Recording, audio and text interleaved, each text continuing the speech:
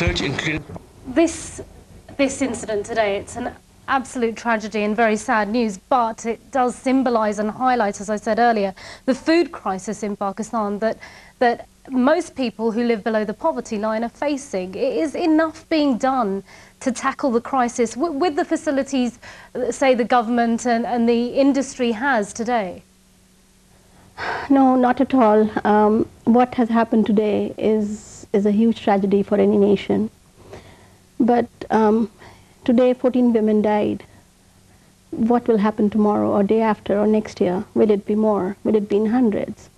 And enough is not being done. There are basic problems with our food security policies, and most of them lie in the agriculture production systems, in our livelihood programs, in how the government is trying to provide employment to the people. There is, in essence, no employment at all. So the food security issue is hinged to the livelihood question in the agriculture sector as well as in the urban economy. And in both areas, the government has not done enough or even the basics as yet. And what are those basics? What is missing from, say, our agriculture policy to ensure that we are efficiently producing as much food as we really can in terms of yield from the land we have? Well, it is, the basic question is land reforms. And in the history of Pakistan, we've had only 2 real land reforms, which were really not land reforms. Land has never been given to the people. So the basic issue that is lacking in Pakistan's economic structures is land reforms. Until and unless we give out the land to the people so that they can produce to meet their own needs and the needs of the nation, this question can never be answered. And we've seen a sugar crisis, we've seen a wheat crisis, we've seen stampedes now. What can we expect next? Hunger, acute hunger. Malnutrition is already there. As many of you know, that we have been termed 11th country at high-risk country in terms of food security. And hunger is increasing. Last year, 2008, was a global hunger year where many countries went through an acute food crisis. Yes, Pakistan is not alone. No, Pakistan is not alone, but Pakistan is very vulnerable because we are in a semi-arid zone, we lack water resources, we lack systems where people can produce quickly and to meet the needs of the nation.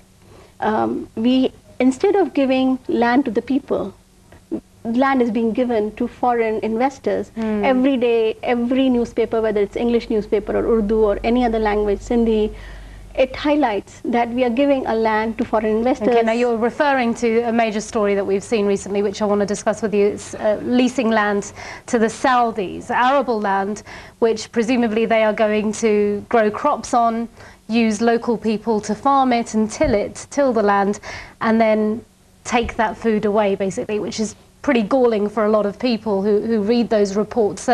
Why is that happening? Does it make sense? It makes no sense, but the history lies in the fact that in 2001, under Musharraf's regime, we had passed the Corporate Farming Ordinance bill. Based on that, we can lease land, a minimum land of 1,500 acres to outsiders for profit. So now, given that law has been passed, we can now open our land to foreign investors. It makes no sense. First of all, we have no water. We lack water for our own production. Why are we allowing others to come in and produce land, produce food off our lands, and then take the food out of the country to meet their people's needs? I mean, I will not say that food is the right of every person on this earth. That is fine. But the problem is, our people are the first. The government of Pakistan has to look after its own first. Those people, if they are being given 500,000 alone to the Saudis, there are deals with people in, the newspapers are talking about deals with the United Arab Emirates, with Qatar and other countries. So in total, we are saying that nearly 6 million acres of land is going to be given out to foreigners. This is corporate agriculture, is what you're talking about. This is corporate agriculture. So why then allow the deal to go through if it doesn't make sense? That's a very good question. It makes sense to a certain elite part of our society who will benefit from such deals, who will be able to lease out land, who own land. Who owns land in this country? The big feudal lords, the military. Whose land is going to be given? If if somebody is making money out of this deal, of course, they are not going to draw back. It is for us to say that these deals make no sense for the people. Today, 14 women died. If you go into the urban squatter settlements, women are working every day. They are